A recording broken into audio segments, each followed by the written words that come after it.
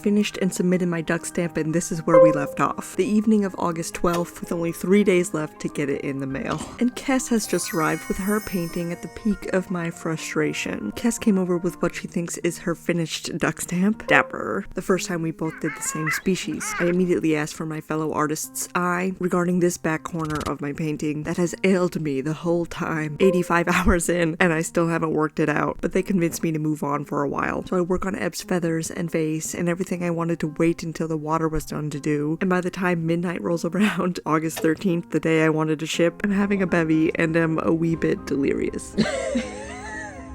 I start doing some detail work on the parts of the water I am happy with, and my hair is in my face and I can't stand it, so it's time for a hat, a winter hat. Hanky and panky. Part of the painting that I've been the most excited about is Eb's tail, the long-tailed duck tail, the whole point of the name. A large part of the reason my composition has 2 ducks is because I wanted to fit the tail in, but it makes the whole duck pretty small when you do that. But his tail is what ties the piece together, so I start mapping it out, which is a very stressful process. It got me picking up the painting and trying new angles. It's 2:30 a.m. and I move on to coffee, and I was a fool to think I'd be happy with the composition of the 2 strands on the first try. So I do scrape off, I think, both strands, remix the color of my sky, and fix it. And once I finally like them, I add a highlight to the front feather that is catching the sun and add a cute little water droplet to polish it off. I'm satisfied with this development, and at this point I have 3 hours left in my audiobook, Sharp Objects. I hated to admit it, but I was becoming obsessed with the girl. I listened to 2 full books during this process, the other being Demon Copperhead, which was very good. On the inside,